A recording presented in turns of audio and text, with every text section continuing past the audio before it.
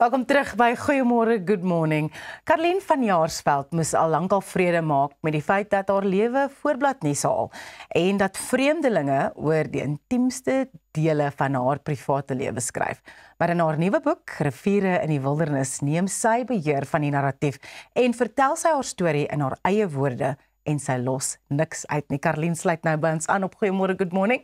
Baie welkom. Môre.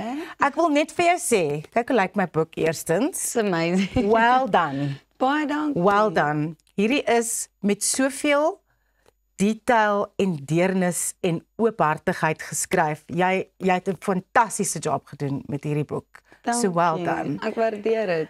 Ek wil begin by die boek van die boek se temas wat die grootste een wat vir my deurkom is die tema van vergifnis en die tema van aanbeweeg van pyn. Maar ek wil vir jou vra, was jy ooit kwaad? Kwaad vir jou keuses, kwaad oor jou talent, oor jou loopbaan, jou lewe? Is daar ooit in jou 'n oomblik gewees waar jy net woedend was? Ja, ek dink mens kom baie keer op 'n plek. Ek dink dit is 'n normale emosie om te ervaar reg deur jou lewe. Ek dink mens hanteer dit op verskeie maniere. As jy 'n kind is, hanteer jy kwaad wees op 'n skreeubasis want jy het nog net die woorde om eintlik te verduidelik wat jy wil sê nie. En dan as die ouer volwasse genoeg is, dan kan hy die kind toelaat om te skree en die tantrum te gooi wat hy nodig het om te gooi, eintlik om van daai emosie ontslae te raak. Ja. En ek dink wanneer 'n mens gegroei het in die lewe, dan is jy word nog steeds kwaad. Maar ek dink die emosie begin meer 'n rigtingwyser word. Ja. In plaas van om in totaliteit oor te gee aan die emosie daarvan. So jy kan eintlik weet, maar waar kom die kwaad vandaan? En dit op 'n ander manier hanteer. Maar ja, mens word kwaad. Jy is baie gelowig en geloof speel ook 'n groot rol in die boek. Jy gebruik baie van jou die godsdiens wat in jou lewe is en 'n groot rol daarin speel in hoe jy die stories in die boek vertel. Hoekom is dit so belangrik vir jou om vas te hou aan jou geloof? Ek dink dis die riekelm waaruit ons gebore is. Ek dink nie ons kom vanuit 'n stof of ons bestaan nie net in 'n stof bestaan nie. En ek dink alles kan aards wees en jy kan net weer terugkeer tot stof, maar jou original geboorteplek is vanuit die Vader van liefde uit.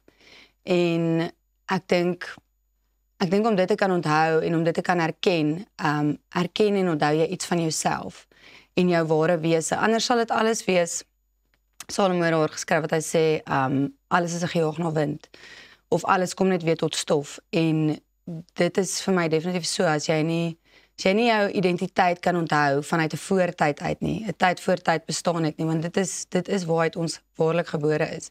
Hier is maar net 'n oorgangsfase weer. Karlien, jou stem, en ek het dit in die inleiding gesê, is van jou af weggevat op soveel verskillende maniere. En nou het jy dit weer ontdek en nou hoor ons jou in jou eie woorde. Hoe was die proses vir jou om jou storie te kan vertel op jou manier, nie deur ander mense se paaladvertensies of voorblaaie nie, jou woorde op jou manier? Ek was nie eintlik so erg daarop om my storie te vertel nie. Ek het baie goed vir myself geskryf deur die jare heen, soos as ek 'n klomp goeie sien soos Facebook inskrywings of aanmerkings of koerant opskrifte of voorblaaie en jy weet ek het absoluut niks daarmee te doen nie. Dis half of hierdie persoon gebou is in die publiek en ek kyk ook so na, jy weet, al die goed wat die mense van ons sê, maar dit is vir my twee aparte identiteite. Ja, hulle staan apart van mekaar. So ek het so gevoel daar was 'n narratief wat oor haar opgemaak was en dit was die narratief van die mensdom. En ek het gesit met die ware narratief en ek voel altyd as 'n mens nie oorgaan in 'n vleeslike oorlog nie, dan kom daar 'n stadium waar die waarheid regtig verkondig word van die dakke sonder dat jy jou mond ooit hoef oop te gemaak het. En ek moes dit leer, ek moes dit op 'n baie harde manier leer wat ek God regtig moes vertrou het toe hy vir my gesê het ek moet stil bly en ek moet niks terug sê nie. En hy het my so in fyn detail kom leer oor byvoorbeeld goed soos om die eerste klip op te tel en te gooi. Ja. En hoe hy net iets verstaan het van daai klip waarmee hulle gegooi het, was nog eintlik die wette van Moses. En ek dink, ons doen dit baie gereeld en baie daagliks met mekaar, want ons sit ook nog vas, dink ek, binne in 'n Moses-era waar daar een persoon voor staan en 'n woord bring, terwyl die woord binne in elkeen van ons lewe, en eintlik moet ek hoor, wat se gedig het jy geskryf, en wat se lied het jy geskryf, wat se woord het jy by God gekry, wat het jy gedroom, wat se visioen het jy gehad. Dis eintlik, dink ek, hoe kerk lyk en hoe die liggaam lyk, om so te kan deel met mekaar. So, ek het geweet, daar's ware woorde wat aan my binnekant lê, en dit het tyd gevat om uit te kom, en ek het dit net met myself gedeel op 'n stadium.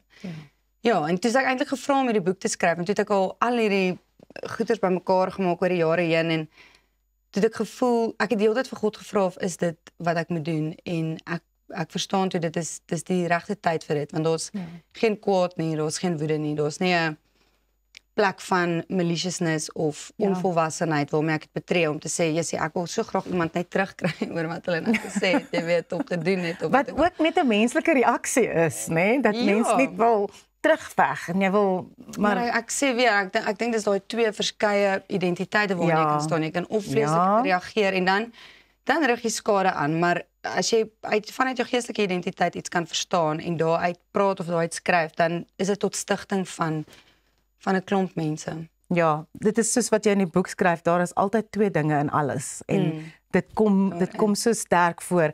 Jy is deur ongelooflike moeilike tye in jou lewe. Jou dogtertjie wat siek was, jou egskeiding, die publiek se menings oor alles, maar jy bly so positief en jy bly maak dat daai trauma actually nie regtig jou identiteit word nie. Hoe doen mens dit? Jy sê dit, ek dink ek's blootgestel aan baie traumatiese gebeurtenisse van ons baie jonk was. Ja. En ek dink net ek ken soveel kante van die lewe dat ek het al soveel mense sien verander, baie mense naby aan my, en ek het gesien hoe God te werk binne in hulle doen, en dat hy regtig, as hy sê, hy stuur 'n woord uit na die aarde, en dit sal nie leeg na hom toe terugkeer nie, dan is dit wat hy sê. Die woord wat hy uitgestuur het, sal nie leeg na hom toe terugkeer nie. En ek dink my hoop is op dit, my hoop is nie noodwendig op mense nie. Ek het geleer om nie te hoop op mense nie. Ek het 'n hoop wat binne in hom lê, en binne in sy oog lê. Ek dink dis die grootste ding van die mens sekerlik in 'n vleeslike natuur wat verander het, is die oog van die mens. So nou terug aan nog Genesis 2 toe, dan nee, dit is Genesis 3. Dan sê die slang, hy het nou gehoor, julle mag nou nie eet van die boom van kennis van goed en kwaad nie. Dan sê hy, ja, want God het gesê ons sal sterwe. Dan sê hy, nee, maar julle gaan nie sterwe nie, maar julle oë sal verander en julle sal verstand kry om kennis van goed en kwaad te kan onderskei. En dis net die interessante ding vir my, so hulle het verstand gekry asof hulle nie verstand gehad het nie. En hulle oë het verander asof hulle oë nie kon sien nie. En daarom haal Jesus goeders aan soos om te sê, plaas sê julle is blind, maar nou sê julle kan sien. En ek dink ons is met blindheid geslaan, want alwaar ons kyk is na uiterlike kleipotte gemaak met ons eie bedoelinge en ander mense se bedoelinge en dinge wat hulle aan ons gedoen het of goed wat ons deurgemaak het, terwyl daar 'n lig binne in hierdie kleipot eintlik vasgevang is. En om daai te kan begin herken, is vir jou oë om te verander. Ja. Ek wil jy weer net bietjie stil staan by Ella se siekte. As mamma, jy voel so magteloos as jou kind pyn het en jy kan dit nie wegvat nie. Het jy ooit net gesê, kyk God, luister jy, hoor jy, sien jy wat hier aangaan, maak dit net reg. Ja, jy sien definitief. Ek het 'n hele paar keer op daai plek gekom en ek onthou met haar eerste baie groot operasie, sy het soos 21 of 22 keer narkose gehad. So so regtig 'n traumatiese ervaring om narkose te kry, maar met die eerste groot operasie was sy 1 jaar oud gewees en hulle het haar buik oopgesny, soos heeltemal van links na regs. Hulle sny so snit, maar hy's groot. En toe moet hulle nou eintlik op 'n soos 'n 2 mm aar werk. Is 'n baie klein aartjie waarop hulle moet werk om 'n bypass te doen. Dis om 'n alternatiewe roete eintlik maar te maak vir die bloed om dan nou deur te gaan, want ons mos nou 'n blokkasie gewees. Prys Here. En toe hulle oop sny en hulle sê nee, maar die radioloog het 'n fout gemaak. Haar are is nie oop nie en hulle kan nie die bypass doen op hierdie aar van haar nie. So ek net so gaan sit en vredig sê I don't know. Ek weet nie meer nie. Los dan nou my hand want dis vir my hierdie pad is te styl in my oog. Dit is vir my te moeilik om saam met jou te loop. En ek dink ek was vir 'n oomblik van 5 minute of 10 minute miskien alleen en toe het ek vir hom gevra asseblief loop maar net weer saam met my want ek weet ook nie hoe om dit sonder jou te doen nie. Dis te moeilik. Maar ja, mens kom op baie tye waar dit regtig dis taaf en dan wonder jy vir wat maak jy dit deur, jy weet. En dis hoe ek hom begin soek het. Ella het die pad geword van my ware ontmoeting met God en wie hy regtig is en nie soos wat mense my geleer het van hom en soos wat die kerk my miskien geleer het van hom nie, maar dit wie hy waarlik is, hy kon homself aan my kom openbaar en ek dink dis vir my die amazingste ding. So ek sal as ek 'n keuse het eerder weer deur dit gaan om God regtig te kan ken. Want ek dink dit gaan daaroor om jou lewe te verloor sodat jy waarlik kan lewe. In hoofstuk 5 gesels jy oor die vrou langs die pad en haar kind en die verhouding wat jy gebou het.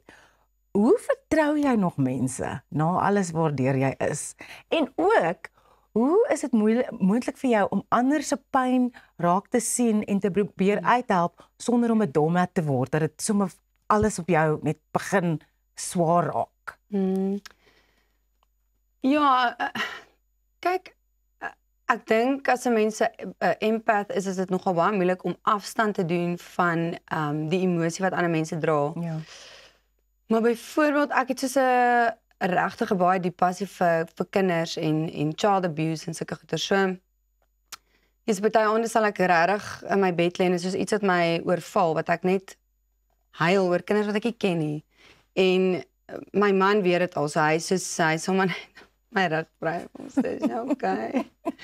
Maar ek voel en daar's 'n mate van pynverligting wanneer 'n mens in mekaar se pyn deel. Daar's ook 'n skrif wat sê ons moet bly wees wanneer dit tyd is om bly te wees en ons moet hartseer wees saam met mekaar wanneer dit tyd is om hartseer te wees. En ek dink daar's 'n pynverligting wat gebeur binne in daai oomblik as ek kan huil saam met my dogtertjie wat miskien nie op daai oomblik terwyl dit met haar gebeur kan huil nie. Of die seentjie. Miskien is dit hoekom dit so werk. Miskien is dit hoekom ek daai emosie beleef. Ek probeer vir myself ook sin maak van dit, jy weet. Miskien as ek saam met iemand die las dra, dan is dit ligter. Ja. En mense sukkel met vertroue definitief. Maar dis weer daai ding wat ek sê, ek dink mense sukkel om die vlees te vertrou. Ek dink as ek weer kom staan langs jou en ek besef die grond waarop jy staan is heilige grond, want is iets wat God geskep het. En die grond waarop ek staan is heilige grond, want is iets wat God geskep het. Dan word dit 'n neutrale stuk aarde waar ek vir jou kan lief wees en waar jy vir my kan lief wees en ons kan actually iets anders van mekaar raak sien. Jy weet, daar's nie ego betrokke nie. Nou is nie ek is groter as jy of jy is groter as ek of jy weet, daar is net nie daai tipe dinge nie. So ja, om vir beide te kan kyk. Ek dink daar woon 'n plek van vertroue binne in daai spasie. Hierdie boek gaan ook baie oor jou eie persoonlike groei en ek wil gesels oor die verhouding wat jy nou as 'n volwassene het met jou pa, wat jy as kind en tiener en in jou grootwordjare amper nie gehad het nie. Ja, ek dink dit het my baie voorberei op om iets te verstaan van die vaderwond wat vandag die hele aarde eintlik vorm. Ek dink die grootste verwonding oor die aarde, as ek dit kan so eksplisiet kan sê, dink ek dit is die vaderwond. En die moederwond is weer 'n ander ding, is 'n amper 'n dieper wond as die vaderwond, maar die vaderwond is major en dit hang rond in elke gang, in elke straat. En ek het ook met dit groot geword en ek dink God het my toegelaat om begrip te hê vir dit, want so het my seuns ook, jy weet, ook 'n groot vaderwond. En is so amazing vir my hoe God alles weet en as jy hom vra hoe hy dit met jou sal deel.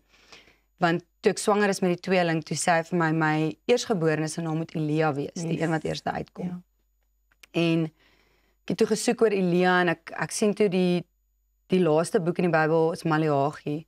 En Maleagi se heel laaste skrif eindig af met God wat eintlik 'n banvloek oor die volk wil stuur, maar hy sê voordat hy 'n banvloek oor die volk stuur, sal hy iemand stuur wat die Vader en die Seun harte aan mekaar weer sal versoen. En hy sê eintlik vir die volk, ek het 'n probleem met die Vader en Seun verhoudinge.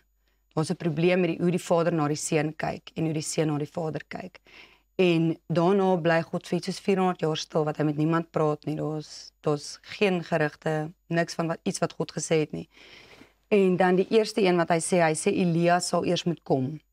Iemand sal moet kom in die gees van Elia, maar teen Maleagi 3 vers 6 dink ek is Elia lankal weg opgeneem in die hemele.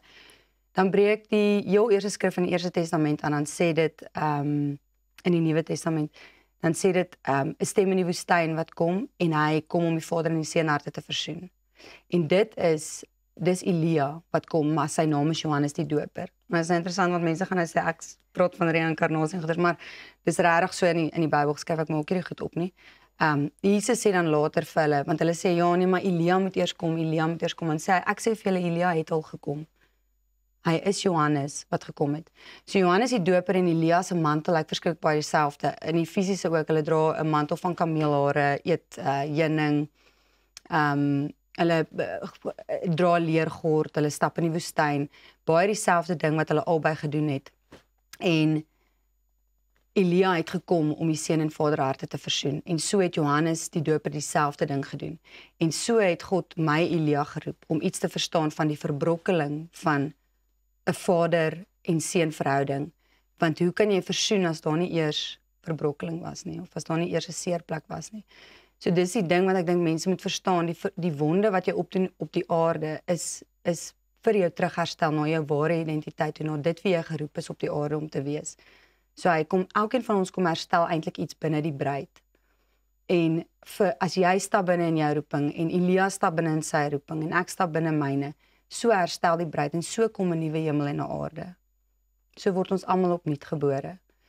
So ja, dit was vir my seun so 'n moeilike pad, maar dit is sy pad en is iets wat hy moet verstaan en ek het volle vertroue dat daar versoening sal wees op die aarde vir hom ook in die Vaderbond. Baie dankie Karlien. Ek kan nog vir julle uur met Karlien gepraat het. Die boek is uit. Die boekbekendstelling is by die Klein Kaap Boutique Hotel op die 26ste Junie. Ja. Maak seker jy kry jou kaartjies. Baie groot dankie aan jou Karlien van Jaarsveld dat jy ons aangesluit het. Dankie.